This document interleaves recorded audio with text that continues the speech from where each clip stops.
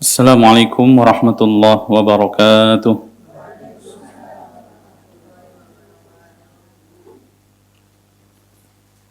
Innal hamdalillah nahmaduhu wa nasta'inuhu wa nastaghfiruh wa na'udzu billahi min shururi anfusina wa sayyiati a'malina.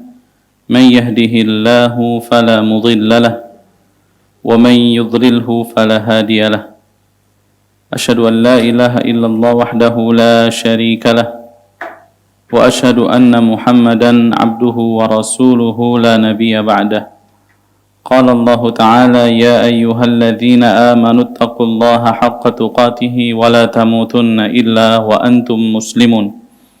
Ya ayyuhan nasu taqu rabbakumul ladzi khalaqakum min nafsin wahidah وخلق منها زوجها وبث منهما رجالا كثيرا ونساء واتقوا الله الذي تساءلون به والأرحام إن الله كان عليكم رقيبا يا أيها الذين آمنوا اتقوا الله وقولوا قولا سديدا يصلح لكم أعمالكم ويغفر لكم ذنوبكم ومن يطع الله ورسوله فقد فاز فوزا عظيما.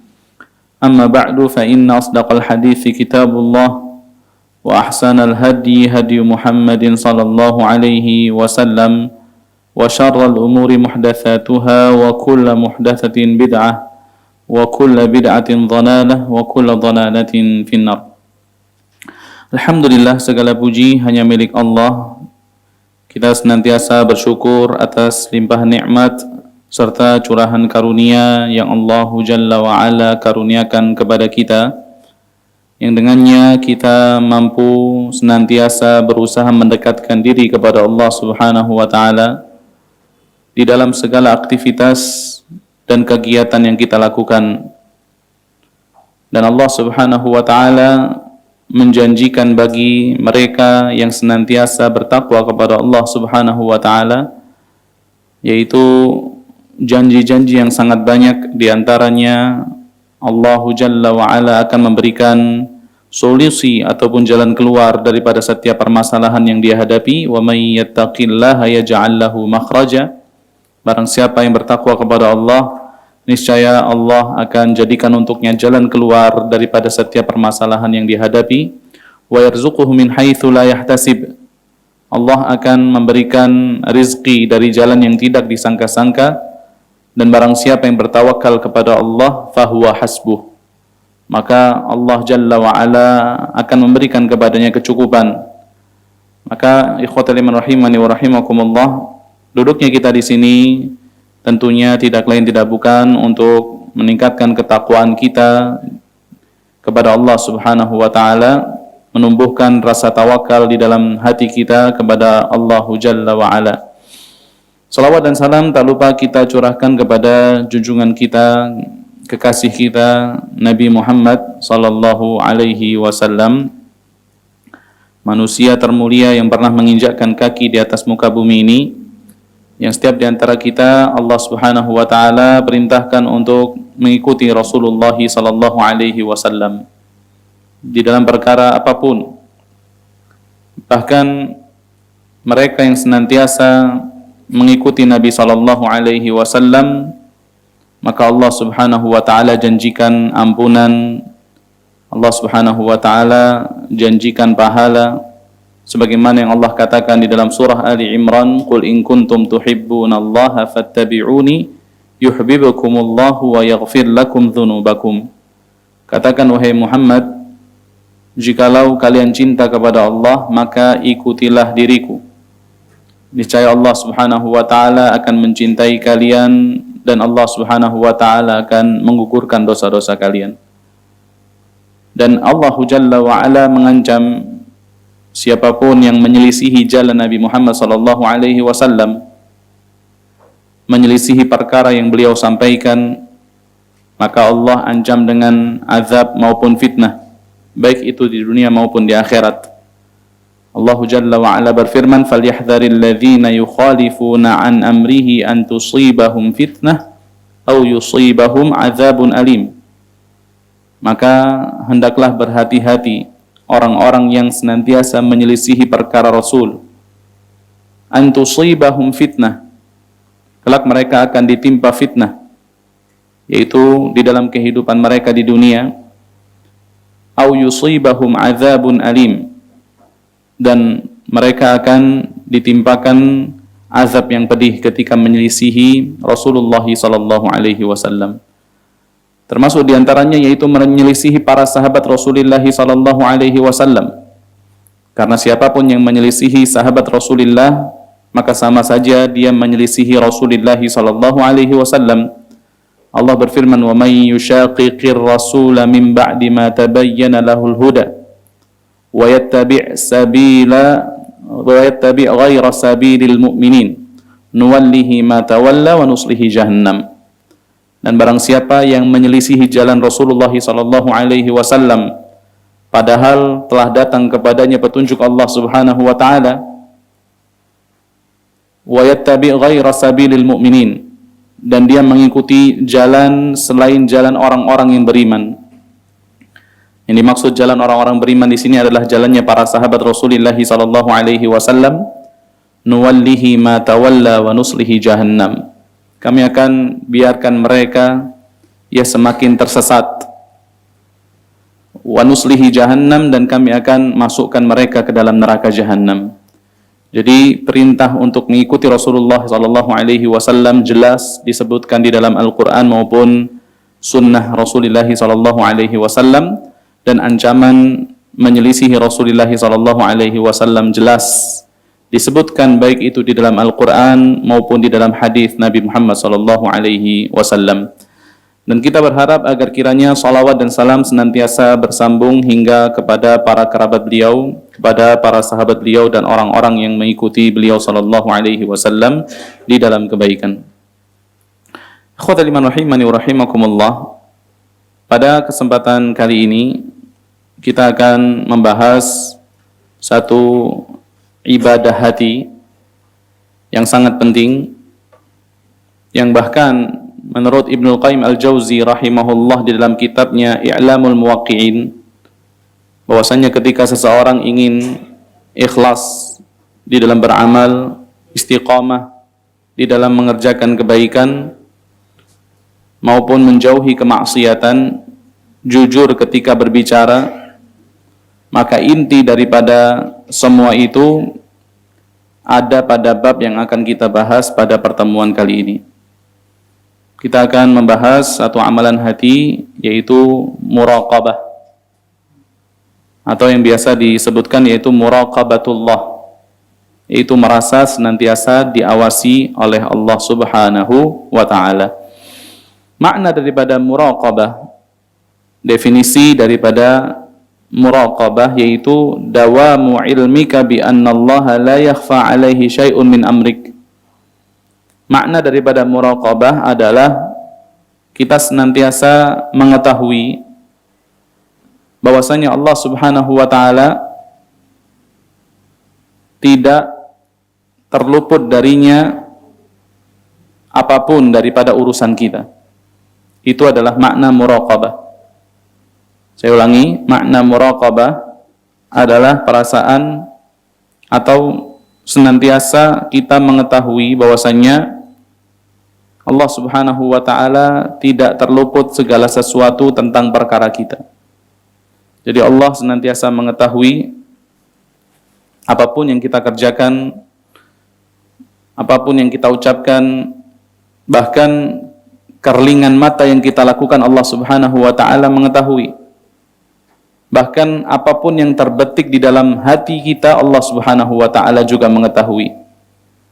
Ya'lamu kha'inatal a'yun wa ma tukhfis sudur.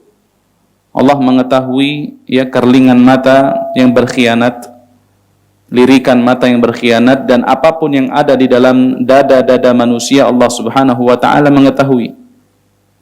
Sehingga Abdullah bin Mubarak berkata kepada seseorang laki-laki, beliau mengatakan, raqibillahi ta'ala fasalhu an tafsiriha, senantiasa engkau merasa diawasi oleh Allah Subhanahu wa ta'ala. Maka fasa'alahu an tafsiriha, laki-laki itu bertanya, apa maksud seseorang merasa senantiasa diawasi oleh Allah Subhanahu wa taala, faqal, maka dijawab oleh Abdullah bin Mubarak rahimahullah, kun abadan ka'annaka tarallaha azza wa jal. Maka jadilah engkau selamanya seakan-akan engkau senantiasa bisa melihat Allah Subhanahu wa taala. Ya, jadi muraqabatullah ini adalah sebuah amalan yang sangat luar biasa. Bahkan disebutkan orang yang sudah mencapai derajat muraqabatullah, maka dia telah mencapai derajat ihsan. Sebagaimana kita ketahui bahwasanya ya maratibuddin, tingkatan agama ini dibagi menjadi 3. Yang pertama adalah al-Islam, ya, pelakunya disebut dengan muslim. Yang kedua adalah al-iman, orangnya disebut apa? Mukmin. Yang ketiga adalah al-ihsan, ya, orangnya disebut muhsin. Ketika Rasulullah SAW ditanya apa itu Islam, maka Rasulullah SAW mengatakan, antashhada an la ilaha illallah wa anna muhammadar rasulullah wa tuqimas salah wa tu'tiyaz zakah wa tasuma ramadan wa tahujjal bait man istata'a ilaihi sabila. Yaitu engkau mempersaksikan tiada ilah yang berhak disembah dan diibadahi kecuali Allah, dan bahwasanya Muhammad adalah utusan Allah. Kemudian engkau mendirikan salat, menunaikan zakat, kemudian puasa di bulan Ramadan, dan berangkat haji ketika engkau memiliki kemampuan.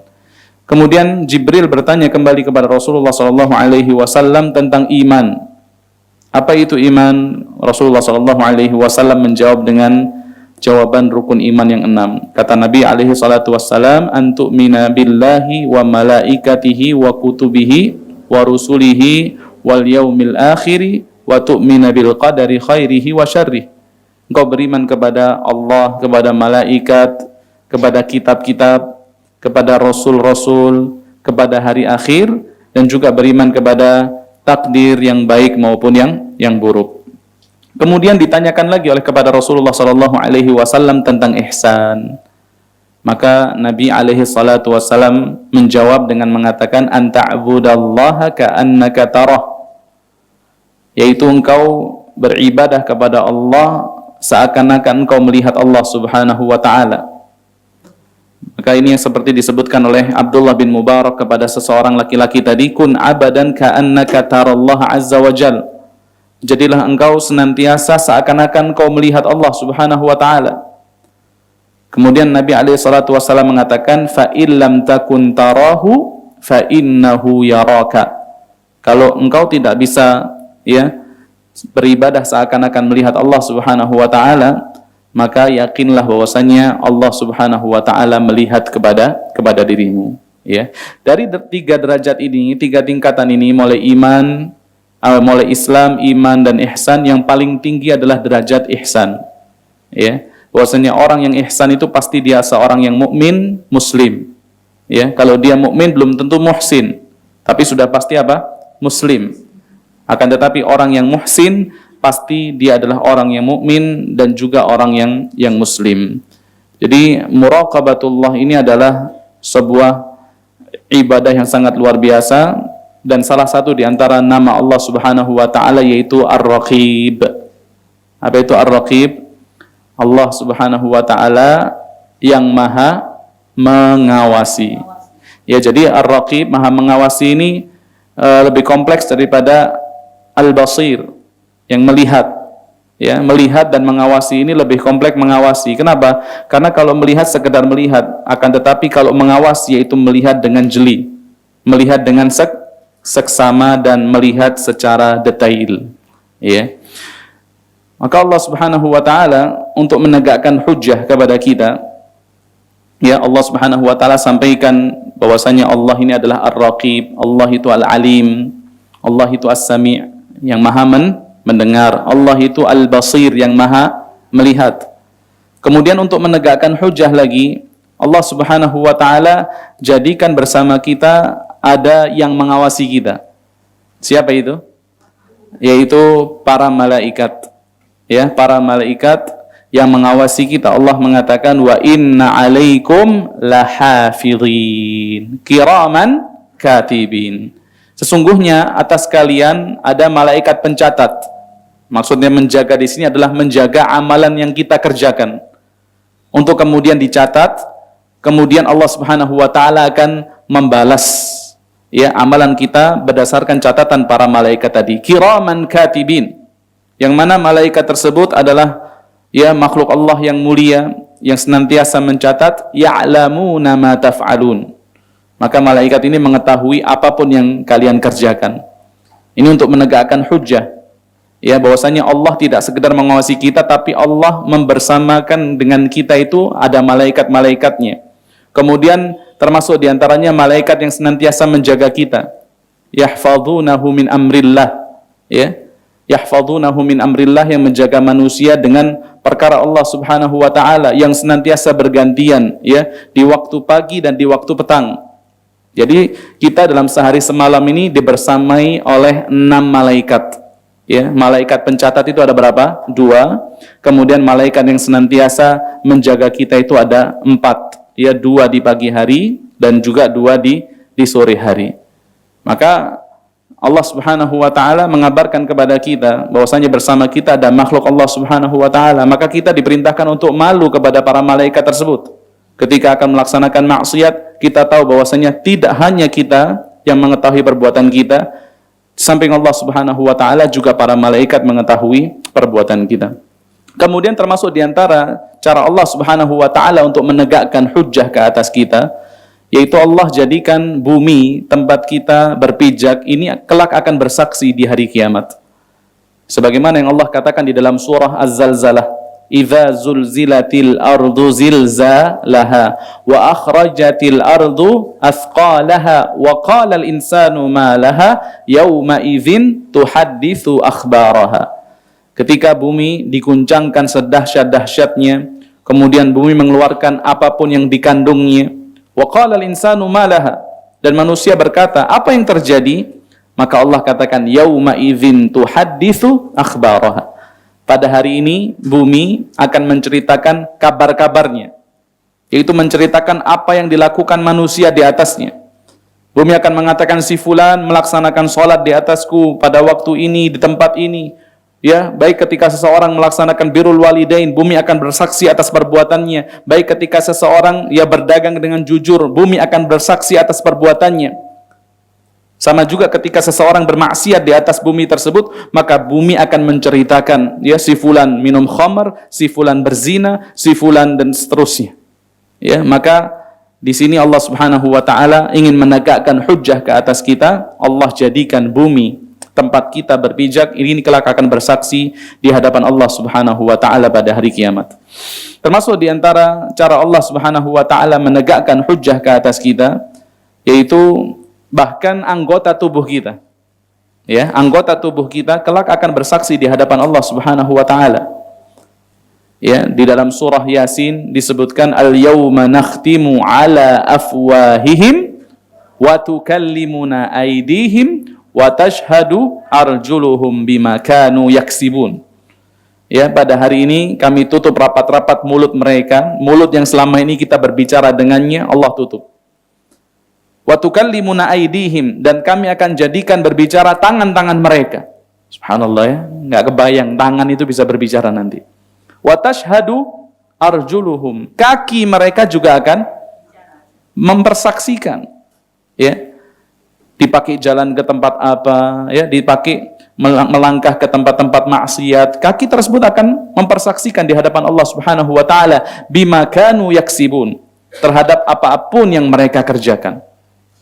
Bahkan di dalam surah Fussilat disebutkan bahwasanya yang bersaksi itu bukan hanya tangan ataupun kaki, akan tetapi penglihatan kita, pendengaran kita, bahkan kulit kita akan bersaksi di hadapan Allah Subhanahu wa taala.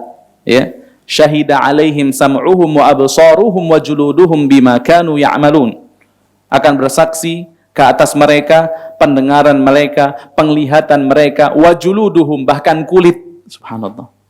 Kalau ditanya seseorang punya berapa tangan, tangannya ada 2, kaki berapa, kakinya ada 2, penglihatannya ada berapa, ada 2, pendengarannya berapa, ada 2. Akan tetapi kalau ditanya kulit, Masya Allah, seluruh tubuh kita ditutupi oleh kulit kita. Seluruh tubuh kita ada kulitnya. dan itu akan bersaksi di hadapan Allah Subhanahu wa taala atas apapun yang kita kerjakan. Sehingga ketika kulit itu mempersaksikan keburukan yang pernah dilakukan oleh pemiliknya, maka pemiliknya itu protes. Mereka mengatakan wa qalu li juludihim lima syahidtum alaina. Mereka mengatakan kepada kulit-kulit mereka, kenapa kamu bersaksi yang memberatkan kami? Maka kulit itu menjawab, subhanallah, kulit juga berbicara. Kulit mengatakan, ya, wa qalu li juludihim lama syahidtum alaina qalu antaqana Allahu allazi antaqa kulla syai'. Kulit itu mengatakan, yang menjadikan kami berbicara hari ini adalah Allah. Yang pada hari ini Allah menjadikan segala sesuatu dapat berbicara. Ya, kalau di bumi tangan nggak bisa berbicara, kaki nggak bisa bersaksi, di sana bisa. Di bumi ini pendengaran tidak bisa berbicara, penglihatan tidak bisa berbicara. Di sana Allah jadikan mereka dapat berbicara. Wa huwa khalaqakum awwala marrah.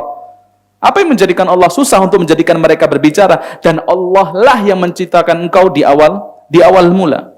Jadi mudah sekali bagi Allah untuk menjadikan anggota tubuh ini bersaksi. Ini sebagai apa? Sebagai iqamatul hujjah. Cara Allah untuk menegakkan hujjah ke atas kita. Allah itu maha mengetahui, Allah maha melihat, Allah maha mendengar, Allah senantiasa mengawasi, dan perangkat-perangkat yang lainnya yang Allah Subhanahu wa taala ya sebutkan tadi, baik itu bumi yang bersaksi, ya, kemudian malaikat yang senantiasa membersamai diri kita.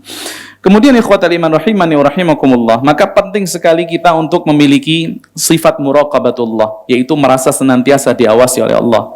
Terlebih lagi di zaman kita yang serba modern sekarang ini, ya, di mana kita ya mudah sekali dihadapkan dengan perkara-perkara maksiat. Makanya para ulama mengatakan kalau zaman dulu orang ingin menjauhi maksiat cukup nggak keluar rumah. Cukup dia berdiam diri di dalam rumahnya, insya Allah tidak akan melakukan maksiat.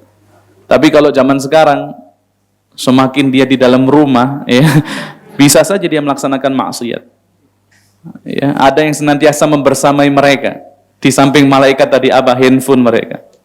Subhanallah, ya. Apalagi sedang bersendirian, tidak ada yang memperhatikan, maka akan sangat mudah bagi dia untuk melaksanakan kemaksiatan. Tidak ada rasa takut kepada Allah Subhanahu wa taala. Ya, tidak ada rasa ya perasaan untuk diawasi oleh Allah Subhanahu wa taala, maka ini yang ya sangat membahayakan dan kita sangat membutuhkan ibadah yang namanya yaitu muraqabatullah. Maka kita akan sebutkan beberapa keutamaan ketika seseorang memiliki sifat muraqabatullah. Keutamaan yang pertama yaitu al-iman. Orang yang memiliki muraqabatullah akan Allah Subhanahu wa taala berikan kekuatan kepada imannya, ya, berikan kekuatan kepada keimanannya.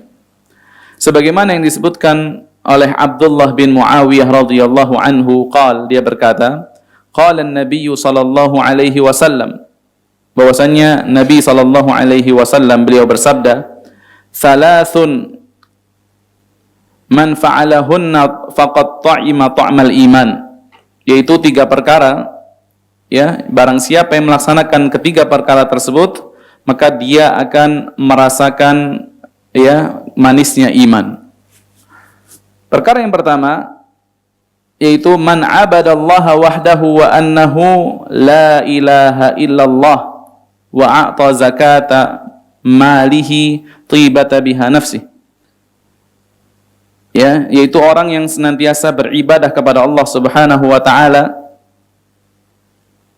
Ya, yang senantiasa beribadah kepada Allah Subhanahu wa taala dan mempersaksikan bahwasanya tidak ada ilah yang berhak disembah dengan benar, ya, kecuali Allah Subhanahu wa taala.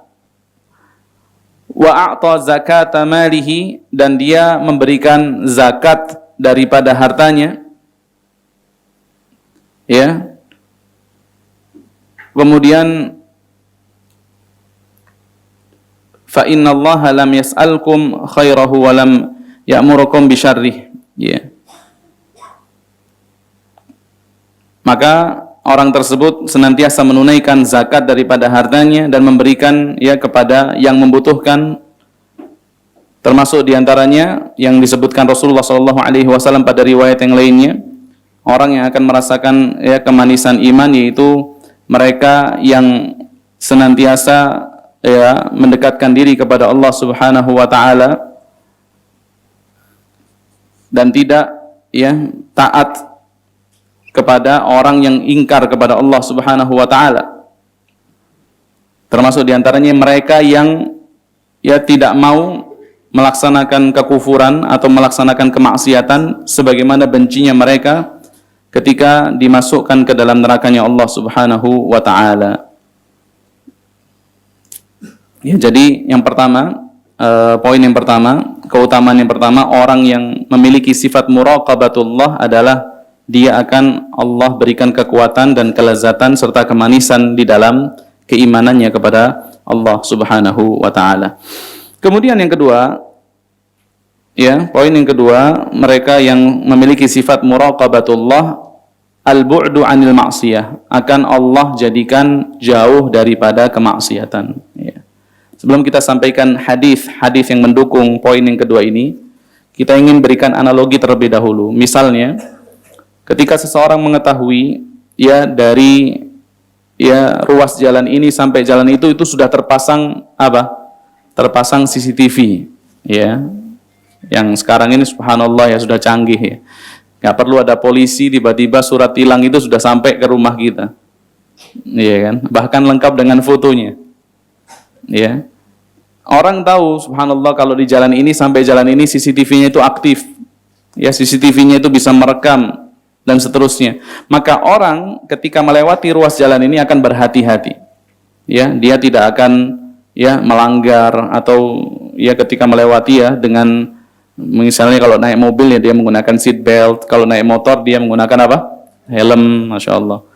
Apalagi kalau naik mobil misalnya pada ruas jalan yang diberlakukan ganjil genap.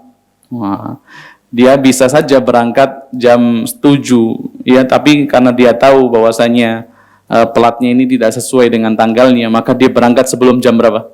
Jam 6. Karena dia tahu peraturannya, ya, lewat jalan ini di atas jam 6 itu akan diberlakukan apa? Ganjil genap. Nah, seperti itulah orang yang ya merasa diawasi oleh Allah Subhanahu wa taala. Maka dia akan berhati-hati dan tidak bermudah-mudahan di dalam melaksanakan kemaksiatan. Makanya Rasulullah SAW mengatakan di dalam sebuah hadis yang panjang yang diriwayatkan oleh Abu Hurairah radhiyallahu anhu, beliau mengatakan sab'atun yudhilluhumullahu fi dhillihi yauma la dhilla illa dhilluh. Ada 7 golongan yang akan mendapatkan naungan Allah. Subhanallah ya. Ketika manusia dalam ketakutan, 7 golongan ini akan ya mendapatkan naungan Allah, berada dalam kondisi yang nyaman. Ya, Allah akan berikan mereka naungan yang pada hari itu tidak ada naungan kecuali naungan Allah Subhanahu wa taala. Disebutkan yang pertama adalah al-imamul adil, yaitu pemimpin yang adil. Kemudian yang kedua, wasyabun nasya'a bi'ibadatillah, yaitu seorang pemuda yang tumbuh kembang di dalam rangka melaksanakan ibadah kepada Allah Subhanahu wa taala. Wa rajulun, yang ketiga, qalbuhu mu'allaqun fil masajid. Yang ketiga, seorang laki-laki yang hatinya terpaut dengan masjid. Ya, ingin senantiasa kembali ke masjid. Ya, dia memiliki aktivitas di luar masjid tentunya, bukan yang nggak kemana-mana di masjid aja, tidur di masjid, makan di masjid, mandi di masjid, bukan itu. Tapi maksudnya orang ini memiliki aktivitas di luar masjid, tapi ingin segera kembali ke masjid untuk melaksanakan ketaatan kepada Allah. Di antaranya itu melaksanakan sholat berjamaah. Di antaranya ibu-ibu ya ingin segera ke masjid untuk mendatangi majelis ilmu misalnya. Ya, ini termasuk apa yang disebutkan pada ya golongan yang ketiga ini. Kemudian yang keempat, golongan yang keempat adalah warajulani tahabba fillahi ijtama'a alaihi wa tafarraqa alaihi, yaitu 2 orang yang saling mencintai karena Allah. Mereka berkumpul karena kecintaan mereka kepada Allah, dan mereka berpisah juga disebabkan ya kecintaan mereka kepada Allah Subhanahu wa taala. Ya, jadi 2 orang ini ya saling memberikan wasiat untuk bertakwa kepada Allah, ya ingin ketemu untuk senantiasa memberikan nasihat. Ya kalaulah mereka berpisah, tujuannya juga untuk mendekatkan diri kepada Allah. Barangkali yang satunya ingin mudik untuk ketemu orang tua gitu ya. Barangkali yang satunya ingin berangkat untuk melaksanakan umrah. Mereka berpisah, tapi tujuan berpisahnya itu juga dilandasi dengan kecintaan kepada Allah Subhanahu wa taala. Kemudian yang ke berapa? 5, wa rajulun da'athu imra'atun dzatu mansibin wa jamalin faqala inni akhafullah. Yaitu seorang laki-laki yang dipanggil, ya, diajak oleh seorang wanita yang memiliki kedudukan, lagi kecantikan, ya, untuk melaksanakan perbuatan maksiat, akan tetapi dia mengatakan inni akhafullah, aku takut kepada Allah Subhanahu wa taala. Dan tentunya seseorang yang bisa menjawab dengan jawaban inni akhafullah, aku takut kepada Allah, tentunya hatinya itu sudah diisi dengan apa? Muraqabatullah, yaitu perasaan senantiasa diawasi oleh Allah. Padahal wanita ini, ya, ketika mengajak maksiat ini, tentunya dia sudah mengkondisikan suasana, ya, agar tidak ada yang melihat tentunya. Dan dia tentunya tidak mau terekspos karena dia adalah orang yang memiliki kedudukan, ya. Makanya maksiat sama orang yang memiliki kedudukan itu bisa jadi notabene lebih aman. Kenapa? Karena dia tentu akan menjaga nama baik, akan menjaga harga diri. Beda dengan maksiat bersama orang-orang yang memang tidak memiliki kedudukan, atau tidak ada yang perlu dipertahankan, tidak ada yang perlu dijaga nama baiknya, maka akan, ya, bermudah-mudahan mereka sehingga kemaksiatnya itu dapat diketahui. Tapi wanita ini di samping cantik, memiliki kedudukan, tentunya dia akan mengupayakan untuk tidak ketahuan. Tapi laki-laki ini yang di dalam dirinya terdapat muraqabatullah, dia mengatakan inni akhafullah, aku takut kepada Allah, ya. Bagaimana Allah Subhanahu wa taala tentunya mengetahui apa yang kita kerjakan, dan Allah Subhanahu wa taala akan membalas sesuai dengan perbuatan kita. Kemudian yang ke-6, ya, disebutkan, ya, wa rajulun tasaddaqa bi sadaqah. Ya, seorang laki-laki yang bersedekah dengan sebuah sedekah, ya, fa akhfaha, kemudian dia tutup sedekah tersebut, disembunyikan sedekah tersebut. Hatta la ta'lama shimaluhu ma tunfiqu yaminuh, sehingga tangan kirinya tidak mengetahui apa yang disedekahkan oleh tangan kanannya. Ini juga tidak mungkin dapat dilakukan kecuali orang yang di dalam dirinya terdapat sifat muraqabatullah. Ya, dia mengetahui bahwasanya apapun yang dia kerjakan, sedekah yang dia keluarkan itu Allah tahu. Allah mengawasi apapun yang dikerjakan, maka dia tidak butuh pujian manusia. Dia tidak butuh sanjungan daripada manusia. Yang dia perlukan adalah penglihatan Allah, pengawasan Allah, cukup sudah. Makanya nggak perlu dia kalau mau sedekah bawa tripod. Orang sekarang kan harus bawa tripod, harus bawa tongsis, ya. Untuk apa? Untuk memposting dan seterusnya. Nggak perlu. Dia karena dia tahu, Allah mengetahui, Allah Maha mengawasi apapun yang dikerjakan, maka Allah Subhanahu wa taala akan mengetahui, sehingga mudah bagi dia untuk apa? Menyembunyikan sedekahnya. Ya. Padahal ada peluang untuk menampakkan misalnya. Dan hati ini tentunya apa? Ingin untuk dipuji, namanya hati, ya. Tapi karena dia tahu bahwasanya Allah senantiasa mengawasi, dia tutup sedekahnya. Kemudian yang ke-7, wa rajulun dzakarallaha khaliyan fafadat ainah, ya. Dan seorang laki-laki yang mengingat Allah, ya, ketika bersendirian, ya, khalian, tidak ada orang lain, dia mengingat Allah, entah itu salat atau dia mengucapkan istighfar di waktu sahur misalnya, fafadat ainah, ya, kemudian berlinang air mata dari pelupuk matanya. Ya, ini 7 golongan yang akan mendapatkan naungan Allah pada hari tidak ada naungan selain naungannya Allah Subhanahu wa taala. Kemudian ikhwatal iman rahimani wa rahimakumullah, keutamaan yang ketiga ketika seseorang memiliki sifat muraqabatullah, yaitu tahsinul ibadah wa ada'uha ala akmali wajh. Orang tersebut akan berusaha untuk memperbaiki ibadahnya, Jadi kalau ibadah itu nggak asal-asalan, nggak asal yang penting sholat, yang penting puasa, nggak. Karena dia tahu ketika dia sholat Allah melihat. Allah mengatakan di dalam surah Asy-Syu'ara, "Allazi yaraka hina taqum wa taqallubaka fis sajidin innahu huwas samiul alim. Di mana Allah melihat engkau ketika engkau berdiri, yaitu melaksanakan salat. Wa taqallubaka fis sajidin, dan pergerakanmu bersama orang-orang yang sujud. Ini berarti perintah untuk melaksanakan salat berjamaah, ya. Innahu huwas samiul alim, sesungguhnya dia Allah adalah zat yang maha mendengar lagi maha mengetahui, ya. Jadi pada rangkaian ayat ini disebutkan Allah melihat dan Allah Subhanahu wa taala mendengar, lagi Allah Subhanahu wa taala mengetahui. Yang pertama Allah yaraka, Allah melihat kepada dirimu, kemudian ditutup di akhirnya innahu huwas samiul alim, sesungguhnya Allah dia adalah zat yang maha mendengar lagi maha mengetahui. Jadi kalau kita memiliki sifat muraqabatullah, salat nggak akan asal-asalan salat, karena kita tahu Allah mengawasi. Kemudian setelah Allah mengawasi, Allah akan mencatat, malaikat akan mencatat. Kemudian tidak hanya itu, Allah akan membalas, ya, sesuai ibadah yang kita kerjakan. Puasa juga seperti itu. Kalau kita merasa diawasi Allah, puasa kita nggak hanya sekedar menahan lapar, menahan dahaga. Tapi puasa kita insya Allah akan dapat dilakukan dengan sempurna, mulai daripada menjaga pandangan, ya, tidak melihat kepada perkara-perkara yang diharamkan, ya, puasa daripada mengucapkan perkara-perkara yang diharamkan. Makanya salah seorang sahabat Rasulullah, Jabir bin Abdullah kalau tidak salah, beliau mengatakan, ya, kalau kalian puasa, hendaknya jadikan anggota tubuh kalian juga ikut puasa. Mata kalian juga puasa, lisan kalian juga berpuasa, pendengaran kalian juga berpuasa.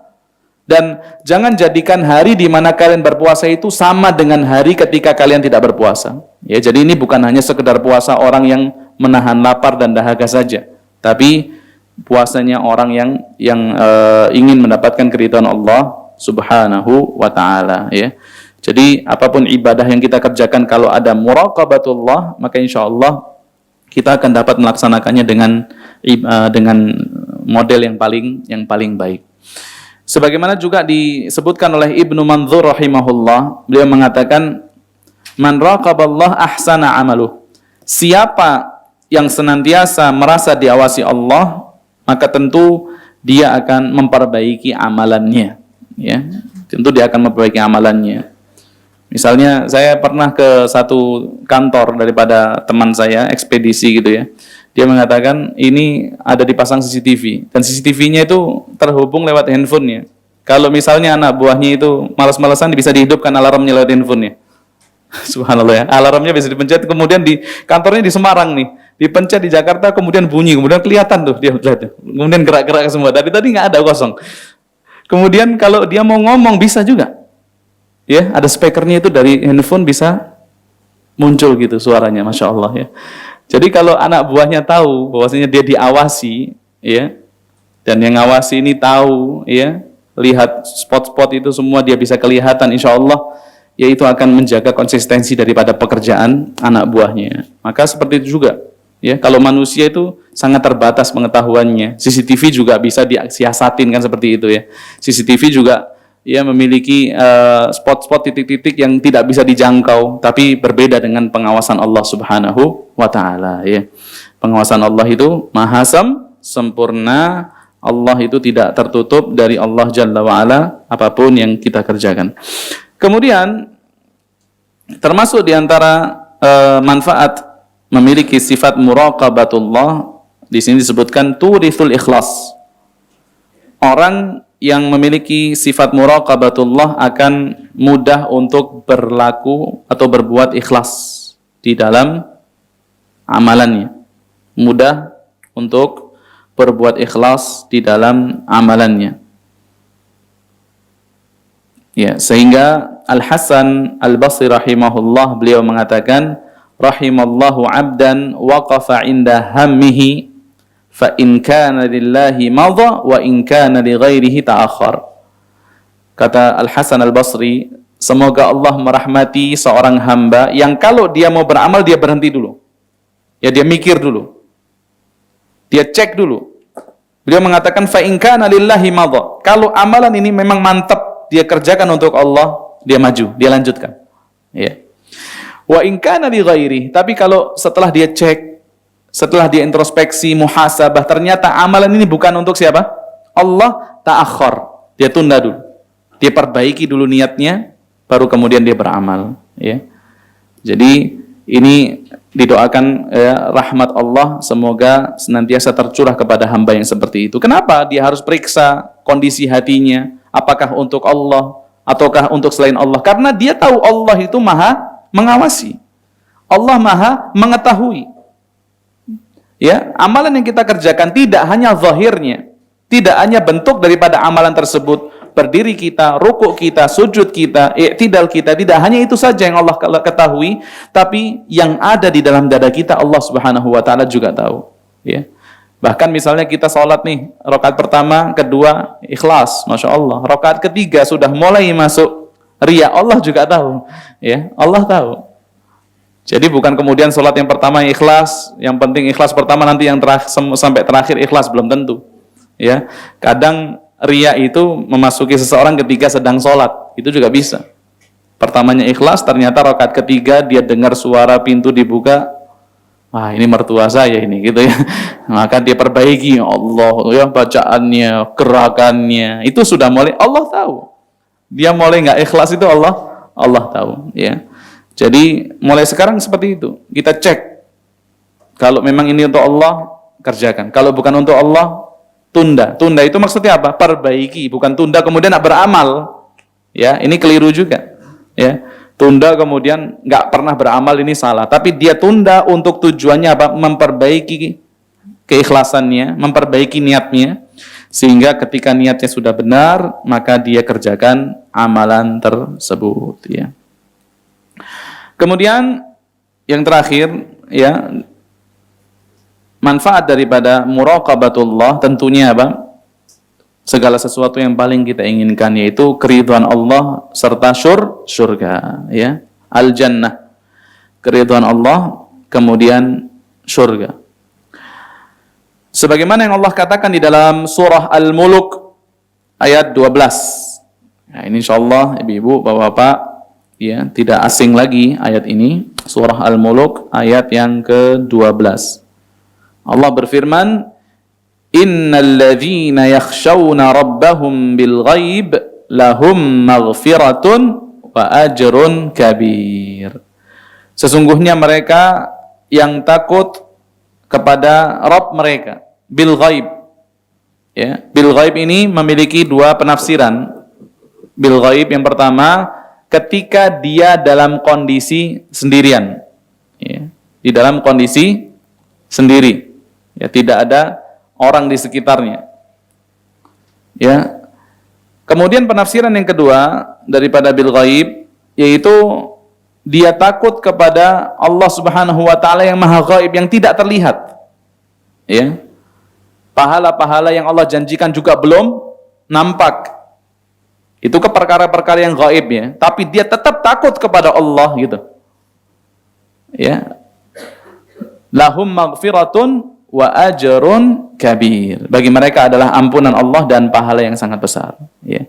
Jadi kita takut kepada Allah yang ghaib yang pertama ketika kita dalam kondisi sendirian, yang kedua kita takut kepada Allah bil ghaib, yaitu bahwasanya kita takut kepada Allah yang maha ghaib, pahala yang Allah janjikan juga masih ghaib, ya. Pahala itu belum tentu, rupanya belum ada, bentuknya belum nampak.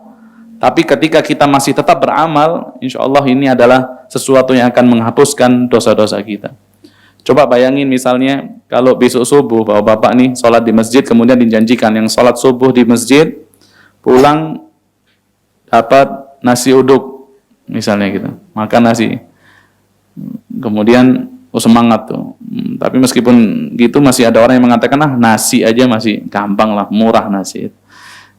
Disebutkan lagi sama DKM-nya, setelah makan nasi uduk pulang keluar gerbang dapat handphone iPhone 17. Iya, iPhone berapa? 17 Pro Max. Coba kira-kira gimana jamaah sholat subuhnya? Oh, membludak ini, nggak cukup masjid. Ya, dari depan sampai belakang kedua. Kenapa? Karena ketahuan itu. iPhone-nya kelihatan. Tapi pahala beda. Ya, sholat subuh, ya, barang siapa yang melaksanakan sholat 2 rakaat sebelum subuh misalnya, apa yang dia dapat? Mendapatkan dunia seisinya. Masya Allah. Pahalanya mendapatkan apa? Dunia seisinya. Lebih baik daripada dunia seisinya. Kemudian dicek, habis sholat sunnah dicek saldonya. Kok nggak ada? Nggak ada nambah. Tapi inilah yang dimaksud apa? Beriman kepada sesuatu yang gaib, yang belum kelihatan.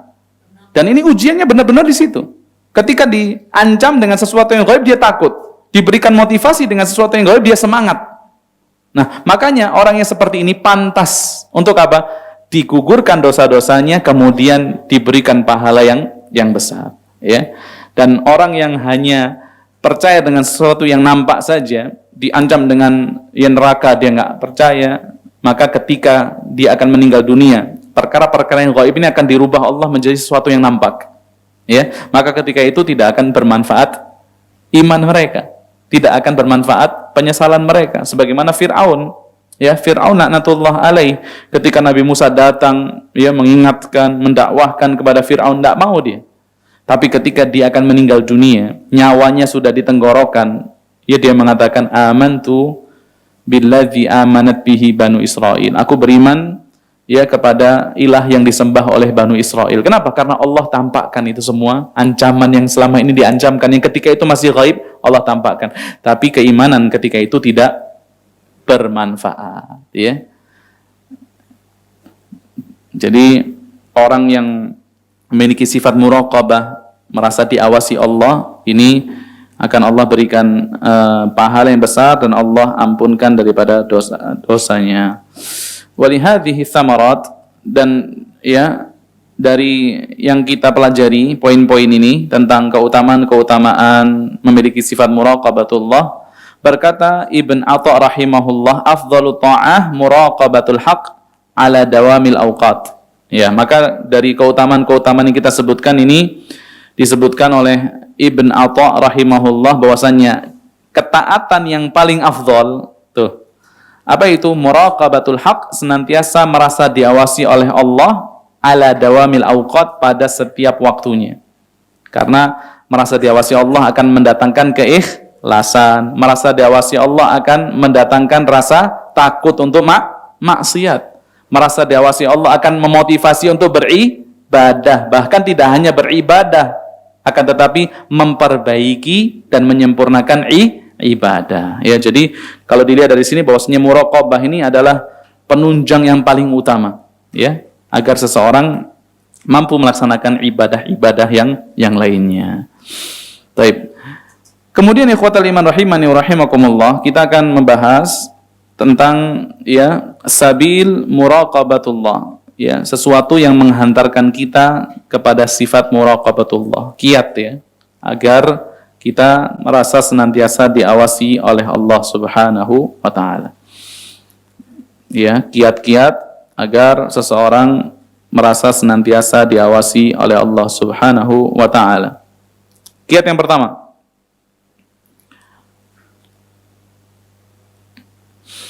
pertama, adalah at-ta'arrufu 'ala Allah.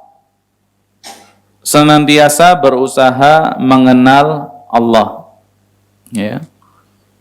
Senantiasa berusaha mengenal Allah Subhanahu wa ta'ala. Pelajari itu nama-nama Allah yang indah, ya, sifat-sifat Allah yang mulia. Ya, kalau ditanya banyak orang nama-nama Allah ada berapa? Jawabannya 99. Coba sebutkan, kadang mungkin hafal tuh, tapi nggak full. Coba, artinya apa sih Allah itu Al-Alim? Nggak tahu. Apa sih Allah itu As-Sami? Nggak ngerti juga. Jadi dia itu cuma sekedar kenal lafaz, tapi tidak mengetahui makna. Ini akan, ya, susah menghantarkan dia kepada muraqabatullah. Maka fal imanu bi asma'illahi ta'ala, keimanan seseorang terhadap nama-nama Allah Ta'ala, misalnya Ar-Raqib, yang maha mengawasi, apalagi Al-Hafiz, yang maha menjaga, Al-Alim, apa Al-Alim?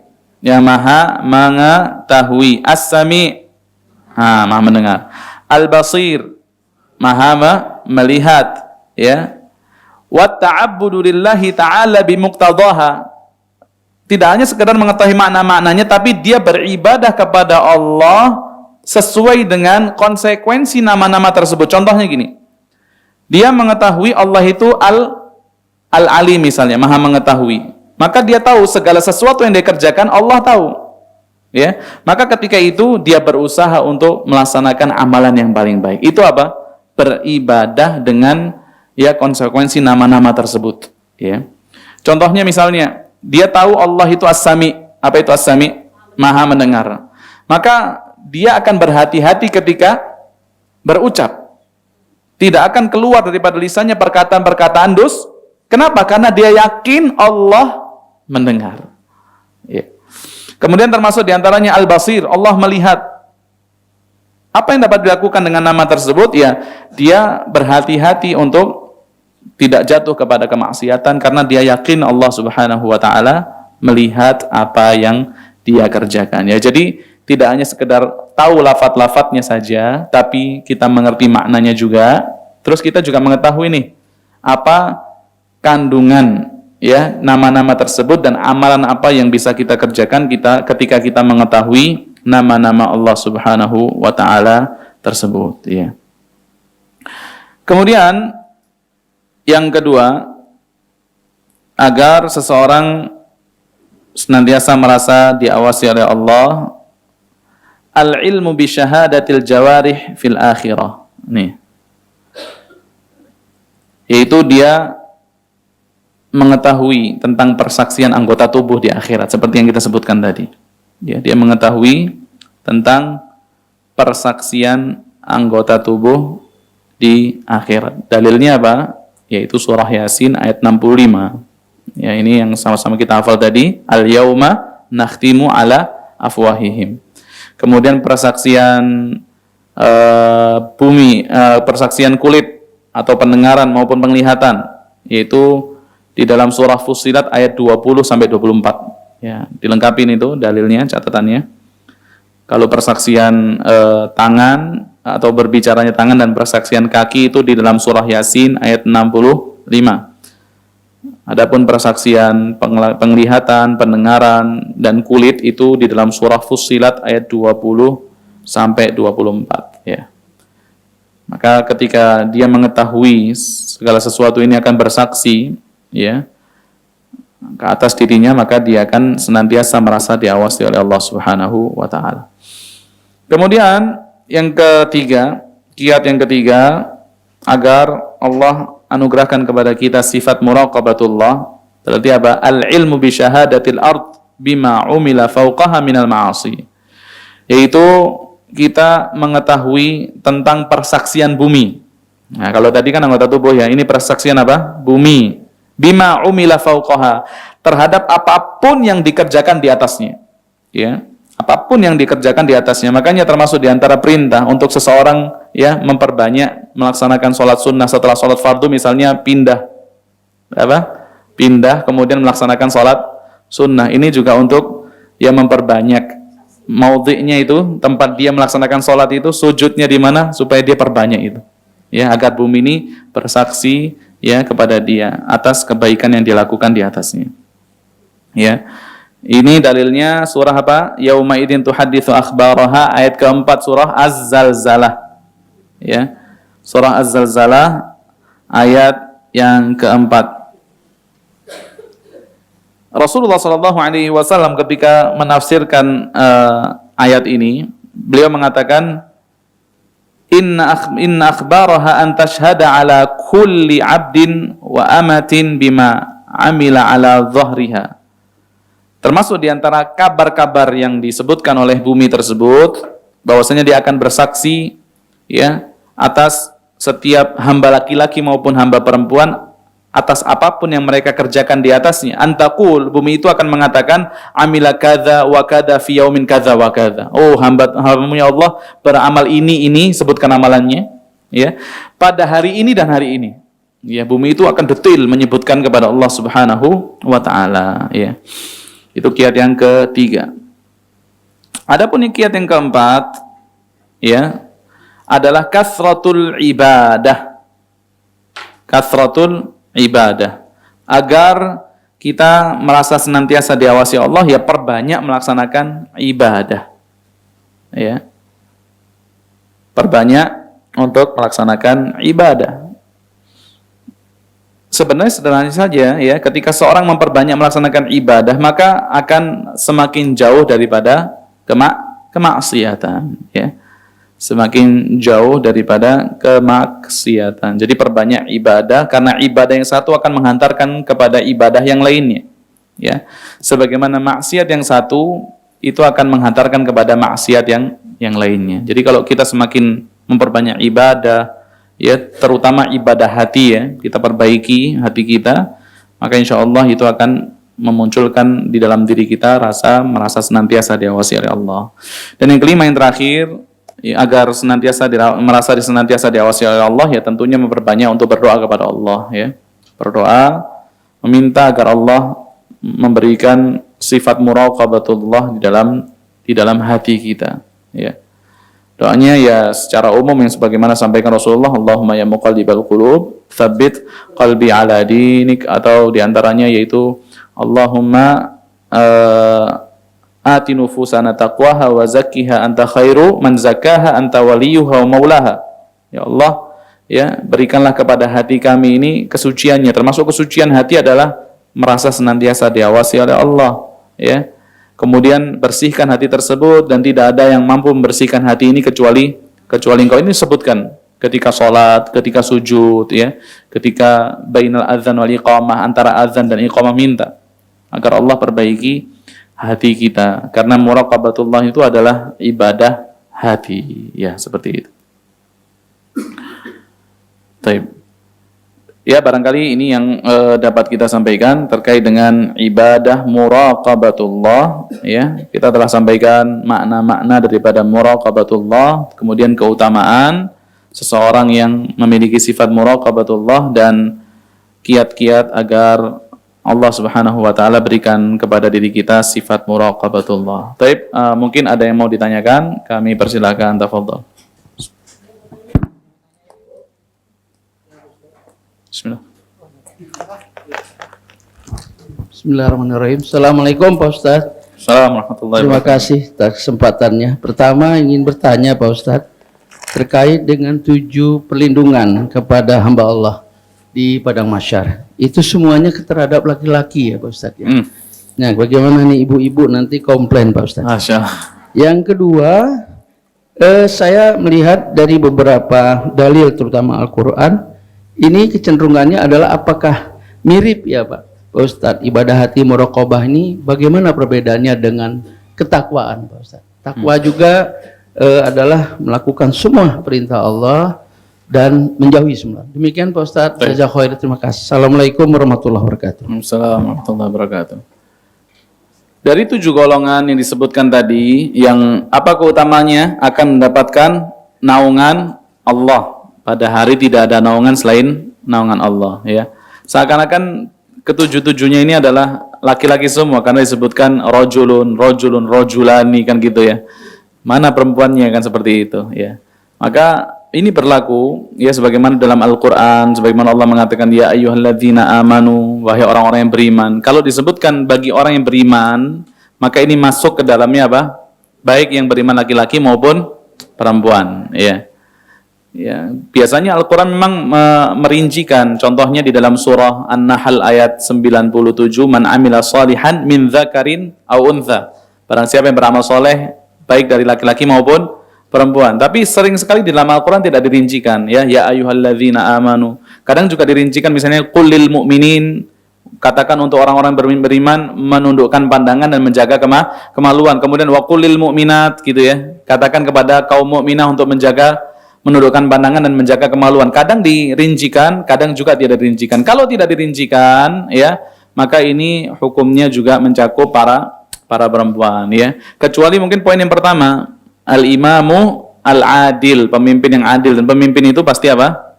Laki-laki ya. Di dalam Islam pemimpin yang diangkat adalah laki-laki. Selebihnya ya, warajulun qalbuhu mu'allaqun bil masajid, hatinya terpaut dengan masjid. Perempuan juga seperti itu ya.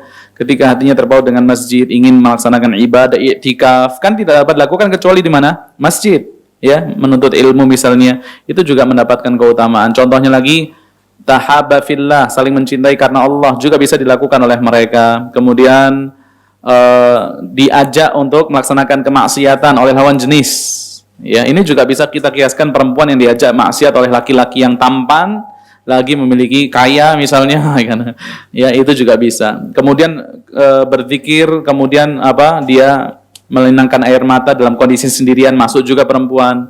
Bersedekah dengan tangan kanan sehingga tangan kiri tidak tahu apa yang disedekahkan tangan kanan, itu juga masuk perempuan. Jadi keenam-enamnya itu bisa masuk untuk para akhwat, ya seperti itu. Kecuali yang pertama mungkin al-imam al-adil, karena pemimpin itu hanya untuk laki-laki. Kemudian yang kedua, ya, apa perbedaan antara muraqabah dengan taqwa Allah, ya? Muraqabah dan takwa kepada Allah. Kalau muraqabah tadi artinya adalah kita senantiasa mengetahui, ya, bahwasanya Allah itu mengawasi, mengetahui apapun yang kita kerjakan. Nah, dari muraqabah ini, makanya saya katakan muraqabah tadi, kata Ibnu Qayyim juga di dalam kitabnya I'lamul Muwaqqi'in, bahwasanya banyak ibadah-ibadah yang muncul gara-gara muraqabah. Ya, gara-gara orang itu merasa senantiasa diawasi Allah, maka muncul ketakwaan. Apa itu takwa? Yaitu dia berusaha mengamalkan perintah Allah, menjauhi larangan Allah, gitu ya. Dari muraqabah kemudian muncul ibadah ikhlas. Dari muraqabah kemudian muncul ibadah istiqamah. Makanya kata Ibnu Qayyim al-Jauzi rahimahullah, muraqabah ini adalah inti daripada ibadah-ibadah besar itu tadi. Ya, orang yang bertakwa, kalau dia merasa diawasi Allah, dia bertakwa kepada Allah Subhanahu wa taala. Sehingga Al-Hasan Al-Basri rahimahullah, beliau memberikan 4 wasiat yang sangat luar biasa, 4 wasiat tersebut. Ya. Beliau mengatakan, alimtu anna rizqi, ya, la ya'kuluhu ghairi fatma'anna qalbi. Ketika aku mengetahui bahwasanya rizkiku, jatah, rizki itu apa? Jatah yang sudah Allah tetapkan untuk aku nikmati, gitu ya. Tidak hanya berupa harta saja. Itu kalau aku sudah mengetahui bahwasanya rizkiku tidak mungkin dinikmati oleh orang selainku, maka ketika itu hatiku tenang. Ya, hatinya tenang ketika tahu rizkinya nggak bakal ketukar lah. Kalaulah dia buka mendoan misalnya, samping orang juga buka mendoan. Ini kadang wah kenapa buka di sini nggak dibuka di sana, gitu ya? Kenapa kok deket sini gitu? Kenapa? Karena dia tidak yakin bahwasanya rizkinya itu nggak mungkin tertukar. Resep mungkin tertukar, ya gitu ya. Tapi rizki tidak akan mungkin tertukar. Dan itu yang akan menjadikan hati kita tenang. Kemudian beliau mengatakan, wa alimtu, ya, anna amali la yaqumu bihi ghairi fashtaghaltu bihi wahdi. Ketika aku tahu bahwasanya amalanku, salatku, puasaku, ya, kemudian apalagi amalan apapun, ya, itu tidak mungkin dikerjakan orang selainku, maka mulai saat itu aku menyibukkan diriku dengan melaksanakan amalan-amalan tersebut. Sehingga nggak ada waktu untuk ngomongin orang, ya, nggak ada waktu untuk ghibahin orang. Kenapa? Dia sibuk kok. Karena kalau dia sibuk, ya dia nggak akan ada waktu untuk orang lain, untuk periksa medsosnya orang, scroll, ya, dindingnya orang, ngapain, ya. Dindingnya dia masih banyak yang harus diperbaiki. Maka ketika itu aku sibuk beramal. Itu yang kedua. Yang ketiga nih, sesuai dengan pembahasan kita. Wa alimtu annallaha muttali'un alayya fastahyaitu an yarani 'alal ma'siyah. Ketika aku tahu bahwasanya Allah itu senantiasa melihat dan mengawasiku, maka ketika itu juga aku malu, ya, kalau Allah mendapati aku dalam kondisi maksiat. Ya, jadi muncul perasaan merasa diawasi sehingga dia nggak mau maksiat. Dan tidak maksiat itu apa, Pak? Artinya takwa. Ya, jadi takwa beda dengan muraqabah. Karena dengan muraqabah muncul ketakwaan. Kemudian yang keempat, beliau mengatakan, wa alimtu annal mauta yantadhiruni fa'adattu zat lil liqa'i rabbil alamin. Ketika aku tahu bahwasanya kematian itu senantiasa mengawasiku, ya, maka aku mulai persiapkan bekal untuk bertemu Allah Subhanahu wa taala. Jadi semua ini berasal daripada pengetahuan bahwasanya rizkinya tidak mungkin dimakan orang selainnya, maka menjadikan dia tenang. Pengetahuan dia terkait bahwasanya amalannya tidak mungkin dikerjakan orang selainnya, maka itu menjadikan dia sibuk. Kemudian pengetahuan dia bahwasanya Allah senantiasa mengawasinya, menjadikan dia malu untuk maksiat. Kemudian pengetahuan bahwasanya kematian senantiasa mengawasinya, ini menjadikan dia semangat untuk berbekal bertemu Allah Subhanahu wa taala. Jadi beda antara muraqabah dengan takwa, dan muraqabah itu bisa memunculkan rasa takwa kepada Allah Subhanahu wa taala di dalam hati. Ya. Baik, fadhal, ada lagi?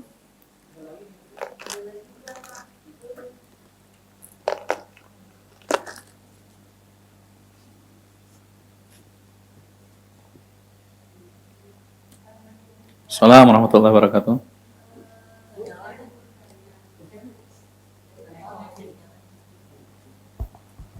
Ya. Ini kalau kita sholat sujud terakhir, kan kita boleh untuk berdoa atau yang tadi Ustadz jelaskan bahwa kita mohon ya muqallibal qulub tasbit kopi ala dinika dan lain-lain ya, seperti apa keinginan hati kita. Tetapi itu apakah kita ucapkan dengan lisan atau di dalam hati, Ustadz? Iya, selama ini saya belum tahu yang sesungguhnya, aturan yang sesungguhnya itu lisan kita atau dalam hati. Itu aja. Terima kasih. Yang pertama ya, Rasulullah SAW memerintahkan kita untuk memperbanyak doa di dalam sujud. Kenapa? Karena itu adalah saat yang paling dekat antara kita dengan Allah Subhanahu wa taala. Yang kedua yang harus kita fahami, bahwasannya sujud yang diperintahkan kita untuk berdoa itu tidak harus sujud yang terakhir. Tidak harus sujud yang terakhir. Kenapa? Karena banyak orang Masya Allah sujudnya biasa, begitu terakhir lama kayak sudah husnul khotimah ya. Lama dia sujudnya ya. Enggak harus, dan mentakyin atau dia menempatkan ini pada sujud terakhir terus menerus, mengatakan yang afdol adalah sujud terakhir, tidak selainnya, maka ini juga butuh dalil ya, butuh dalil. Maka mulai sekarang ibu tidak harus sujudnya itu yang berdoa yang perpanjang itu hanya di sujud terakhir. Boleh rakaat pertama sujud yang pertama, rakaat kedua sujud yang kedua, dan seterusnya ya, pindah-pindah seperti itu. Kemudian yang ketiga, yang namanya doa itu diucapkan. Doa itu diucapkan, dilafatkan ya. Kita perbanyak, kita tahu doanya Nabi Adam, Rabbana zalamna anfusan, diucapkan. Kemudian doanya Nabi Nuh diucapkan, doanya Nabi Zakaria ya, doanya Nabi Ayub, anni massaniya dzur wa anta arhamur rahimin. Kalau nggak diucapkan, ya bagaimana mungkin itu akan sampai kepada kita dalam Al-Qur'an ya. Kemudian doanya Nabi Zakaria, Rabbi la tadarni fardan wa anta khairul warithin ya. Itu banyak sekali doa-doa dalam Al-Qur'an dan itu diucapkan ya.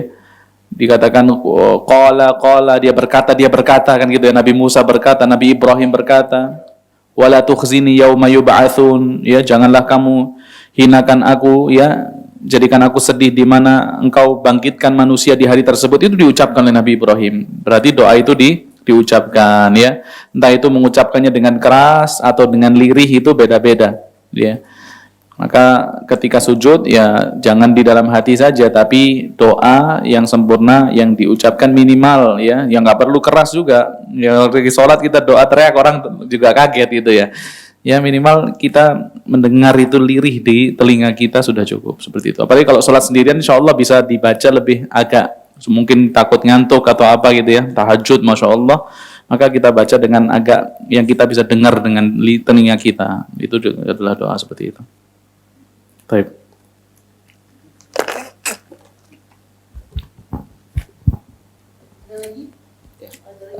Assalamualaikum warahmatullahi wabarakatuh. Assalamualaikum warahmatullahi wabarakatuh. Kita manusia ya Ustadz, tak luput dari banyak hilap dan bisikan syaitan. Kadang baru sadar semua perbuatan kita yang salah. Apakah semua itu bisa dihapus dengan kita sholat taubat gitu Ustadz, di saat kita sadar kesalahan kita? Terima kasih Ustadz. Baik. Ya, jadi ketika kita meyakini, ini penting sekali, bagus sekali, keyakinan kita bahwasanya manusia itu pasti berbuat salah. Itu keyakinan yang sangat menunjang untuk kita kembali kepada Allah Subhanahu wa taala. Nah, kalau kita sudah merasa salah, itu ada potensi kita kembali kepada Allah. Ya. Kemudian ketika kita merasa salah, apa yang harus kita lakukan? Yang pertama ya kita yakin tidak ada yang mengampuni dosa kita kecuali siapa? Allah. Makanya di dalam surah Ali Imran 135 ya, Ali Imran 135 walladzina idza fa'alu fahishatan aw dhalamu anfusahum dzakarullah. Ketika dia mengerjakan kemaksiatan atau menzalimi diri, ya dengan melaksanakan kemaksiatan, zakarullah, langsung ingat sama Allah. Kemudian dia mengatakan apa? Wa may yaghfiru dzunuba illallah. Siapa yang dapat mengampuni dosa kecuali siapa? Allah. Maka dia kemudian mengucapkan istighfar, ya. Jadi yang penting itu ketika kita sadar ya taubat, istighfar ya. Taubat, ya istighfar, kemudian walam yusirru ala ma fa'alu, tidak melanjutkan. Ya, banyak orang yang lisannya istighfar tapi raga yang lainnya melanjutkan kemaksiatan. Nah, ini nggak benar, istighfar yang tidak benar ya. Jadi ketika kita istighfar, kita ada perasaan menyesal, ya kita tidak ingin melanjutkan kemaksiatan tersebut karena kita mengetahui kemaksiatan itu adalah perkara yang dilarang oleh Allah Subhanahu wa taala. Kalau mau taubat ya dilaksanakan dengan 3 rukunnya. Ya, yang pertama menyesal, yang kedua apa? Merasa atau menjauhkan diri daripada sarana yang bisa mendekatkan kita kepada kemaksiatan. Yang ketiga adalah al-azm, ia berazam untuk tidak mengulang kemaksiatan tersebut. Adapun salat taubat, ya disyariatkan juga untuk melaksanakan salat ya ketika kita habis terjatuh ke dalam kemaksiatan, ya melaksanakan salat. Adapun bacaannya tidak ditentukan apa yang harus dibaca di rakaat pertama, apa yang harus dibaca, karena ada beberapa riwayat yang rakaat pertama harus baca ayat ini gitu ya, itu nggak ada ya. Jadi sholat saja ya untuk ya bertaubat kepada Allah Subhanahu wa taala 2 rakaat. Jadi disyariatkan juga sholat taubat ya, seperti itu. Assalamualaikum Pak Ustadz. Assalamualaikum. Izin bertanya Pak Ustadz. Melanjutkan pertanyaan tadi yang tentang saat sujud berdoa ya. Apakah boleh menggunakan bahasa selain bahasa Arab ya pada saat sujud berdoa ya Pak Ustadz? Ya. Kemudian untuk yang kedua, kalau boleh izin Pak Ustadz, bagaimana cara kita khusyuk dalam sholat dengan muraqabah ini ya? Mengingat mungkin saja rakaat pertama kedua kita khusyuk, mungkin ketiga keempatnya ada sedikit urusan dunia kepikir gitu Pak Ustadz. Apakah kita, mohon maaf Pak Ustadz, apakah diterima ya Pak Ustadz ya, atau kita bisa minta pada Allah, mohon sempurnakanlah sholatnya ya Allah, gitu Pak Ustadz. Baik. Ya, makasih Pak Ustadz. Assalamualaikum. Assalamualaikum warahmatullahi wabarakatuh.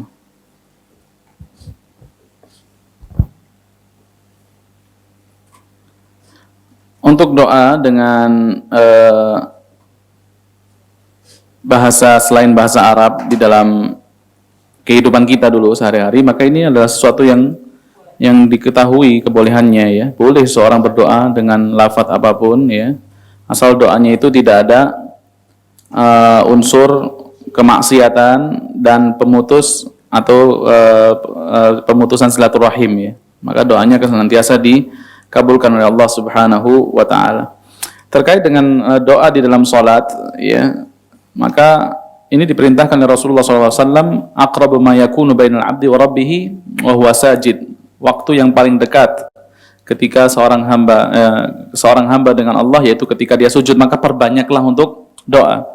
Di sini berarti para ulama berbeda pendapat. Ada yang mengatakan doa, kalau doa di dalam salat, sedangkan Rasul salatnya itu tidak pernah mengucapkan selain bahasa Arab, maka doanya juga harus bahasa Arab ya. Tapi pendapat yang kedua, dan wallahu a'lam, ini pendapat yang lebih rajih tentunya, bahwasanya disebutkan di sini doa ya, tidak diharuskan doanya menggunakan bahasa Indonesia. Namanya doa ya kita baca saja doa. Kalau kita tidak mampu doa bahasa Arab ya kita doa bahasa Indonesia. Kalau misalnya kita doa bahasa Indonesia, besok doa bahasa Indonesia lagi, besok doa bahasa Indonesia lagi, boleh apa enggak? Jawabannya boleh, tapi kita termasuk di antara orang yang menyia-nyiakan waktu. Kenapa? Karena tidak ada keinginan untuk apa? Untuk belajar. Kalau mungkin hari ini taib antum nggak ngerti bahasa Arabnya, bahasa Indonesia. Tapi kedepannya kalau bisa dipelajari. Supaya apa? Supaya memang benar-benar kita keluarlah daripada perselisihan ulama, sehingga kemudian kita full salat kita itu bisa kita doanya bahasa Arab, bacaannya semua bahasa Arab sebagaimana yang diucapkan Rasulullah SAW. Jadi ada 2 pendapat. Yang pertama mengatakan mutlak tidak boleh, yang kedua mengatakan boleh. Dan wallahu alam, insya Allah pendapat yang lebih kuat yang mengatakan apa boleh, karena perintahnya hanya doa seperti itu. Kemudian yang kedua tadi apa? Khusyuk ya, agar khusyuk di dalam salat ya, yaitu tadi menghadirkan sifat muraqabatullah ya, bahwasanya salat kita pada rakaat pertama, kedua, ketiga, keempat kalau lah zuhur itu senantiasa diawasi oleh Allah Subhanahu wa taala. Bukan Allah ngawasi rakaat pertama, rakaat kedua, kemudian rakaat ketiga, keempat ditinggal, enggak. Itu kita ngawasi anak kita. Mungkin rakaat pertama, rakaat kedua Masya Allah gerakannya, rakaat ketiga ngebut. Kenapa? Dia tahu orang tuanya ngawasinya rakaat pertama dan rakaat kedua, tapi Allah enggak. Allah mengawasi sampai selesai, sampai salam, ya. Allah itu mengetahui dengan detail. Makanya disebutkan, kita juga hadirkan hadis ini di dalam diri kita ketika salat. Tidaklah seseorang berpaling dari salatnya kecuali dia akan mengambil pahala 1/10, ya, 1/9, 1/8, 1/7, 1/6, 1/5, 1/4, 1/3 sampai setengah.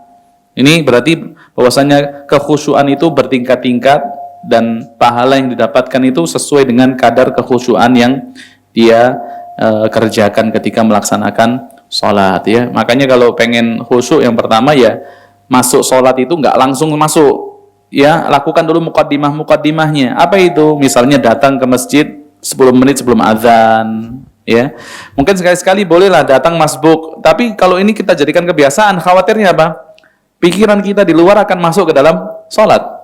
Tapi kalau kita datang 10 menit sebelum azan, kita wudhu dulu, kemudian kita masuk masjid dengan kaki kanan, karena nggak terburu-buru. Jadi mudah untuk melaksanakan step by step sunnah-sunnahnya. Kemudian ketika masuk masjid jawab panggilan azan ketika azan. Kemudian sholat sunnah. Kemudian ada waktu antara azan iqamah baca Quran semampunya lah. Kemudian ketika iqamah kita mendekat kepada imam untuk kemudian sholat di dekat imam, di belakang imam misalnya. Kemudian tidak hanya di belakang imam tapi di sebelah kanan. Oh, ini kan kita bisa raih dengan apa? Datang di awal waktu, ya. Maka insya Allah dengan itu kita bisa semangat dan khusyuk, ya, ketika melaksanakan sholat seperti itu, ya. Kemudian ya kita berusaha untuk menjauhkan pikiran-pikiran dunia, ya. Kalau muncul pikiran seperti itu ucapkan a'udzubillahi samii'il alimi minasyaitonir rajim, ya. Kemudian meludah ke arah kiri sebanyak 3 kali. Itu kiat-kiat yang bisa kita lakukan untuk menghindari godaan syaitan, ya. Ya, boleh satu lagi, ya? Satu lagi. Izin Pak Ustadz. Bukan borong nih Pak Ustadz, ini sama anak juga tadi. Satu aja Pak Ustadz. Ini kaitan dengan doa ya Pak Ustadz. Tadi itu saya pernah membaca surat Yunus ya Pak Ustadz. Saya lupa ayatnya, di mana diceritakan bahwa Nabi Nuh pada saat itu menyampaikan kepada Allah Ta'ala, ya Allah, Kan'an segera ke sini, naiklah ke bukit. Dia nggak mau, aku lebih tahu dari ayah. Nah di ayat berikutnya Nabi Nuh berdoa, ya Allah, selamatkanlah anakku. Dan Allah langsung membalasnya, Nabi Nuh, Nuh, bahwa itu bukan anakmu lagi, karena beliau adalah melawan denganku. Demikian Pak Ustadz. Berarti doanya tidak diterima ya Pak. Assalamualaikum warahmatullahi wabarakatuh. Ya, jadi di sini lebih tepatnya, ya, di awal mula Allah menjanjikan kepada Nabi Nuh bahwasanya inna munajjuka wa ahlaka, kami akan menyelamatkan dirimu dan keluargamu, ya, bahwasanya keluargamu akan Allah selamatkan daripada terjangan, ya, daripada azab lah, istilahnya seperti itu. Allah perintahkan Nabi Nuh untuk membuat kapal, ya. Kemudian ketika terjadi banjir tersebut, ya, semua keluarganya sudah, ya, ada di atas kapal kecuali putranya, ya, yang diajak untuk naik kapal, irkam ma'ana walatakum ma'al kafirin, naik bersama kita, jangan bersama orang-orang kafir. Maka putranya mengatakan, qala sa'awi ila jabali ya'simuni minal ma', aku akan naik gunung yang dapat menyelamatkan aku dari air. Wa hala bainahumal mauj, maka terputuslah, ya, percakapan di antara keduanya, diterjang oleh badai atau ombak yang besar. Fakana minal mughraqin, putranya itu ditetapkan sebagai orang-orang yang tenggelam. Maka Nabi Nuh itu mempertanyakan, ya, keputusan Allah menenggelamkan putranya. Ya Allah, tadi kan disebutkan apa? Engkau akan menyelamatkan keluargaku. Inna bani min ahli, keluargaku, anakku ini daripada keluargaku. Wa inna wa'dakal haq, dan janjimu pasti benar. Kenapa kok sekarang anakku ditenggelamkan gitu? Maka Allah mengatakan, innahu laisa min ahlika innahu amalun ghairu salih. Itu bukan anakmu, bukan keluargamu, ya, yang aku janjikan untuk aku berikan keselamatan. Kenapa? Karena dia amalannya tidak saleh, ya.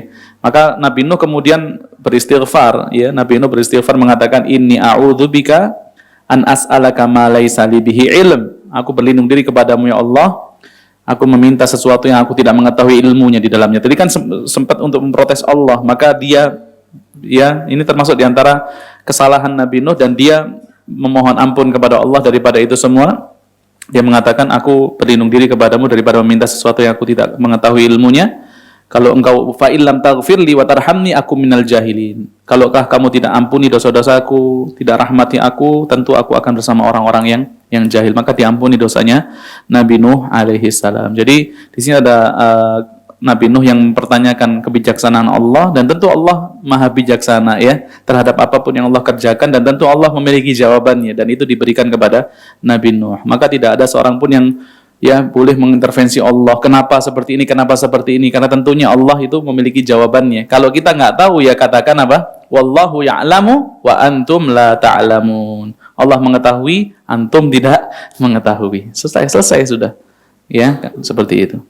Baik, ya, mungkin sampai di sini yang dapat kita sampaikan. Ada kurang lebihnya saya mohon maaf. Kita tutup dengan doa kafaratul majlis. Subhanakallahumma bihamdika asyhadu an la ilaha illa anta astaghfiruka wa atubu ilaik. Assalamualaikum warahmatullahi wabarakatuh. Dukung Al-Hujjah untuk punya tempat dakwah. Salurkan wakaf lahan melalui Bank Syariah Indonesia. Nomor rekening 7796001377 atas nama Al-Hujjah Dakwah Islamiyah. Dengan memberikan kode 300 di belakangnya, contoh, Rp 10.300.000, syukron, wa jazakumullah khair.